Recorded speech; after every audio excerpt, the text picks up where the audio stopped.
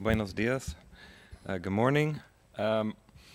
So last night I talked about this book, the Latinx Files, and that was my project for a long period of time. And so today I'm talking about kind of the thing that I'm thinking about next and right now a little bit. So it's a little bit experimental. So we'll see how it goes. Basically. I'm not even sure where this idea came from, but a lot of the work I've been doing is about the future. Science fiction set in the future, and so I decided that I think it would be interesting to look at the present, because in some ways, just in terms of the thinking about science fiction. Usually the present is what is being kind of mirrored in the future in science fiction. And it's, in a way, kind of like the less important part. And then the same goes for fantasy, which is often, using parts of the past or medievalism or folklore. And the present is sort of the little bits and pieces that make up the fantasy. So I thought, what would happen if we just kind of like switch our temporal lens a little bit and think about the present, and see what comes of that. So this is what I'm kind of thinking about, the beginning thoughts about, what are the characteristics of the speculative present. So the fantastic of the moment, that's just rephrasing it. But there's a shift to experience, I think. So in terms of readers or viewers or participants in some way, although that's not necessary, but I do think that there's a bit of a shift to how a work is being experienced. The other part would be the kind of basic part, which is that there's a blurring of fantasy and reality. So throughout all of the speculative genres, there's some sort of blurring that's going on, some kind of mixing of the familiar and unfamiliar, something that is real and something that is not real on a very basic level. That goes through all the speculative genres. And so in the speculative present, there's also that blurring, that combination of the real and the not real, but it's a kind of blurriness that happens. And then finally, immersion, I think, is a pretty key characteristic of the speculative present, and maybe even to the point that it's better to call this little weird category something, like speculative immersion or something like that, because I think it's the quality that really defines the speculative present. Meaning, we are involved in it, right here, right now. Something is happening in the moment, and that you are involved in it. And that could be complete immersion, or it could be a little bit of immersion. So here's some examples that I've come up with. And the first one is virtual reality, where you are in a location, in a geographic location, but it feels like, or it seems like, you are somewhere else. And virtual reality has been in development since the 60s, really. But only now it's kind of accessible enough that people can get to it, and not pay thousands of dollars. And so this is a project I've been doing with my students, where we have a class during the week in person, and then a class during the week in virtual reality. And in the virtual reality class, we meet around a campfire, a virtual campfire. Everybody is an avatar, kind of cartoon-like character. And there's all kinds of virtual reality stories and narratives and fiction, and so it's a whole world that's created there, and so it really is this blurring, blurring of fantasy and reality, and you are, on one level completely immersed, but of course your body on another level knows it's not in the world of the campfire, but sitting in a chair, staring at a wall, actually. So that's one example. Another example is LARPing, live-action role-playing, which I think there are some events around LARPing here at the conference.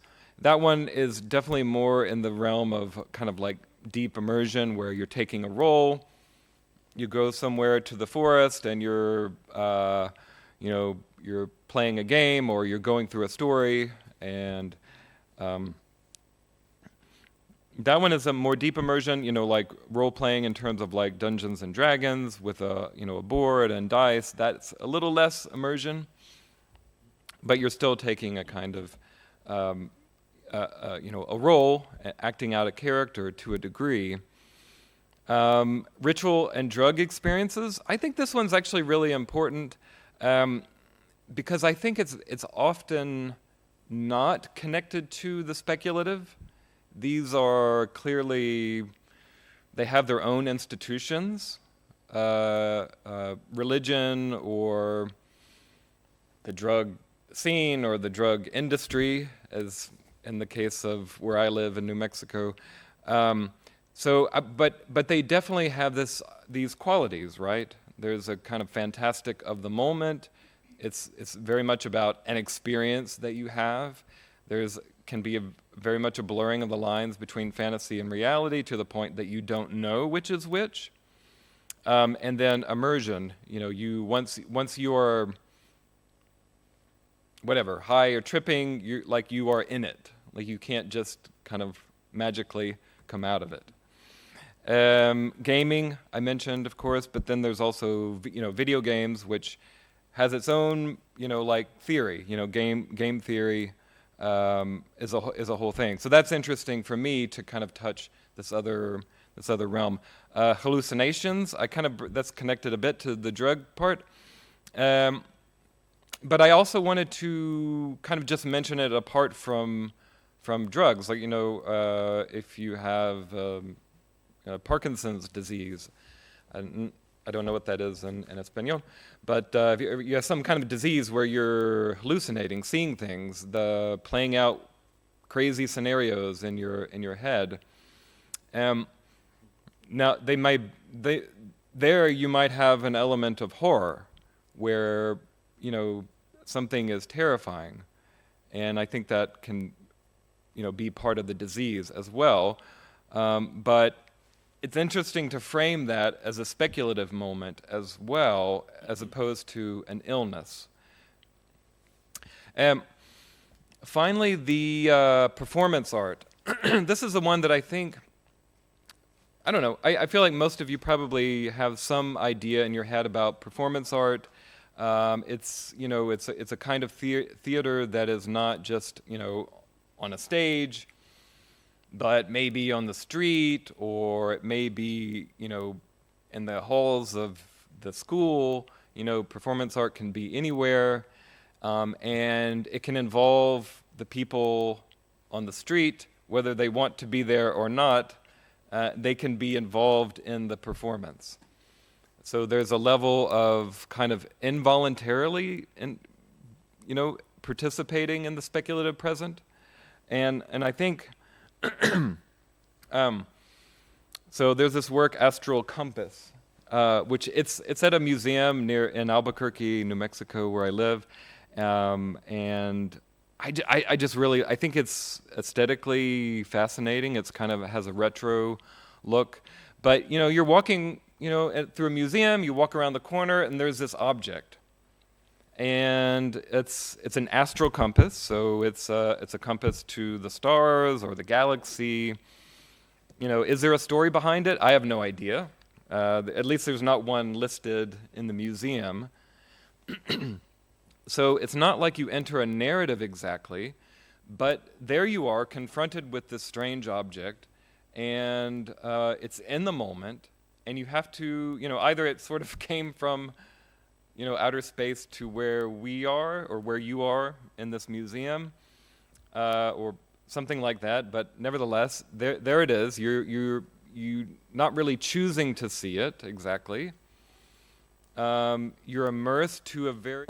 This is not like a LARP. It's just an object, but you are somehow experiencing it in the moment. Yeah. So that's a very small little example to kind of start talking about it. Ana Mendieta is a Cuban performance artist. Probably some of you know about her. She has these kind of speculative images where she becomes part of a tree. They're very much connected to her feminist critique, and likewise, you kind of confront this moment. You're walking through the forest, and here is Ana Mendieta as a tree or a bush or something, and it's a kind of strange, speculative moment. Okay. The one I want to talk a little bit more is the Spirit Republic de Puerto Rico. So this is a performance art piece by the artist Adal Maldonado, who's a Puerto Rican artist. And so he realized, so Puerto Ricans don't have a separate Puerto Rican passport. Puerto Ricans use a U.S. passport. So they're part of the U.S., but it's a very complicated political situation. So what he did was create a passport. So I'm going to actually bring. Can I give this to you to pass around? Yeah. And the idea is that it kind of takes switches the situation of sovereignty. So if you have a passport, then you are an independent nation. But at the same time, this is not a kind of like hardcore political act as well. You can see there's a domino on the cover. Inside there are pictures of roosters, which you'll see. So it's also El Spirit Republic. So it's very clearly not an official government document. On one hand, but so there's two levels that this is a kind of speculative present object. One is that the passport has actually been used to enter a variety of countries. So mostly like South American countries and Caribbean, Curacao, Colombia, Cuba. So and then you have to wonder, did the immigration agent just like not care? Like were they just like stamping things and like whatever? Or did they not know that there is not a Puerto Rican passport? It doesn't matter on some level, but because at that point the art object has kind of come out of the museum and is acting in the moment, in the present moment, as a government document.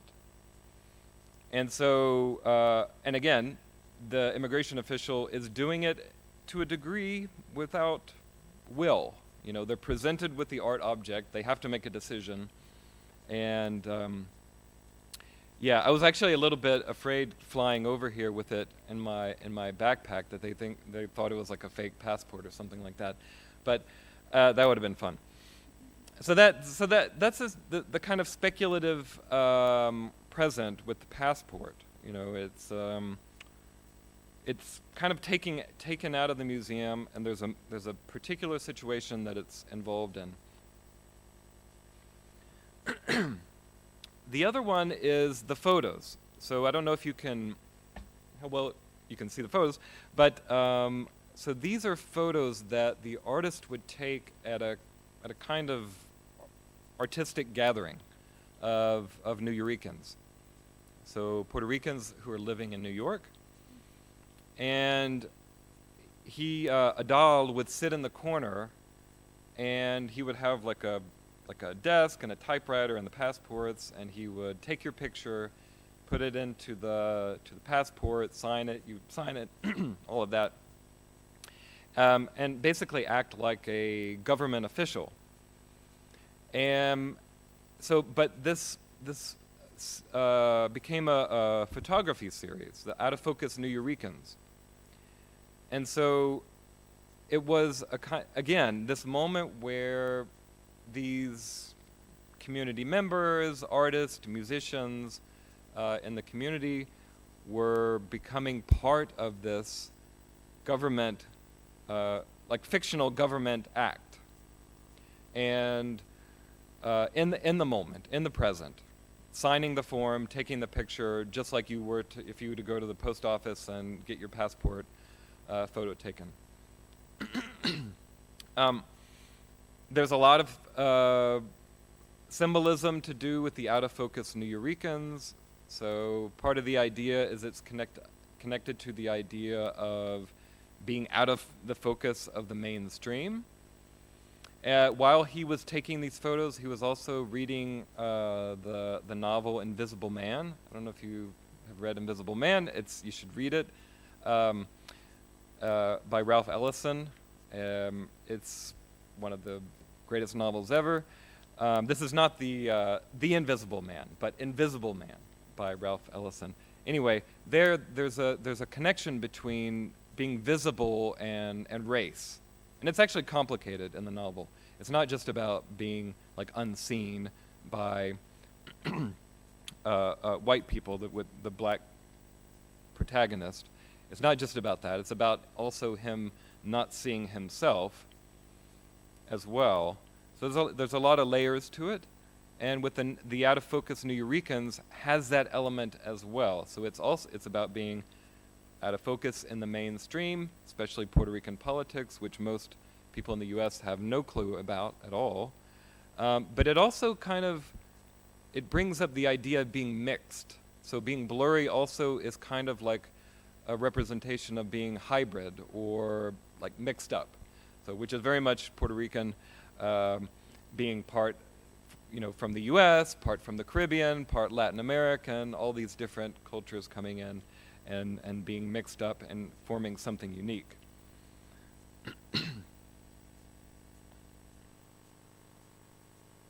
The other kind of way that the Puerto Rican passport gets involved in the speculative present is the internet. It's kind of strange, but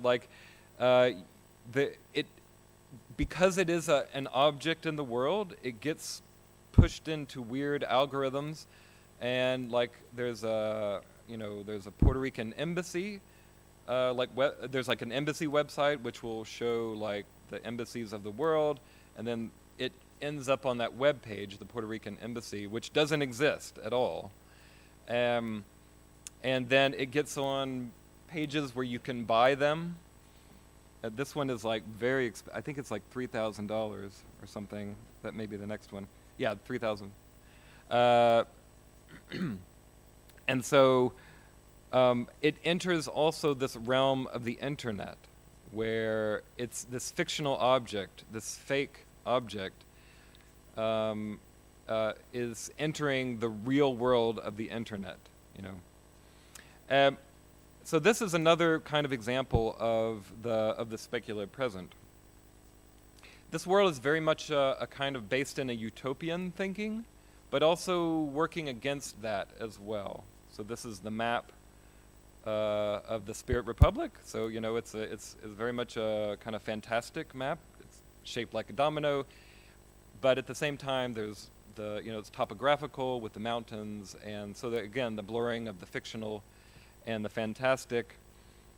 So a lot of his images have this kind of hybrid element. Arroz and beans Spanglish sandwich is the official language. Spanglish is the official language of the Spirit Republic. Here are some of the images of the out of focus Nuyorican. There's a villain in this world, in the Spirit Republic de Puerto Rico, Dr. Ocula. And Dr. Ocula has eyeglasses that make things clear. And why is that a villain? Why not just be blurry, or why not just be clear? Well, because it takes away the reality. It's of the island, which is this mixing that I mentioned, and it sort of wants to assimilate. You know, the glasses would assimilate rather than be a kind of like movement to be self-accepting, you know, of who you are and all the cultures that make you up. So Dr. Ocula he's kind of the villain. He's not exactly the villain, but at least he's going down um, the wrong track. And this is an image from the Bodega Bombers.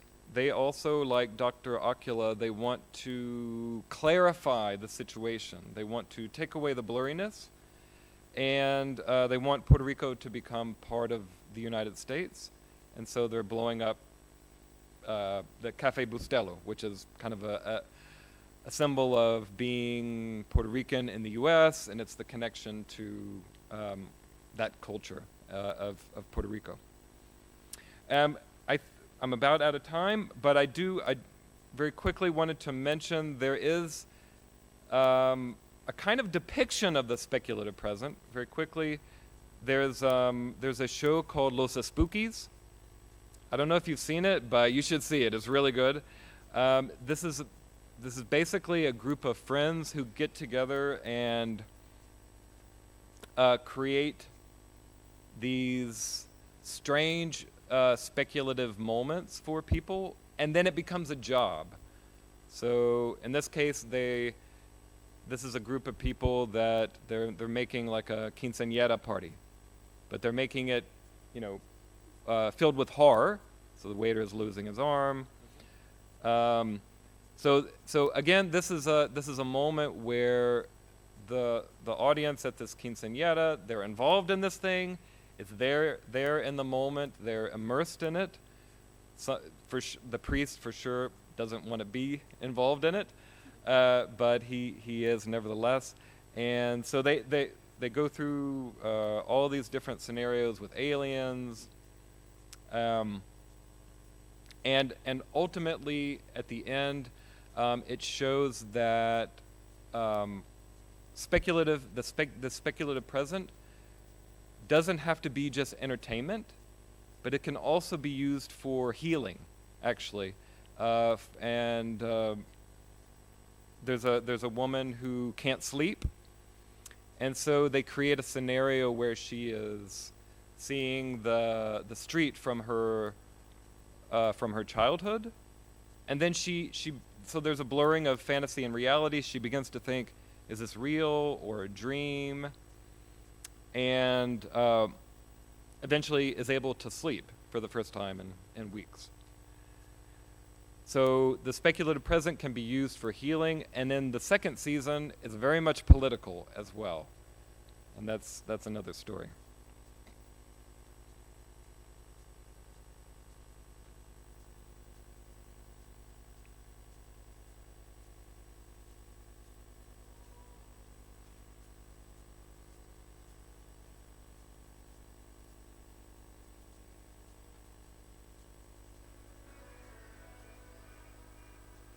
Goodwin.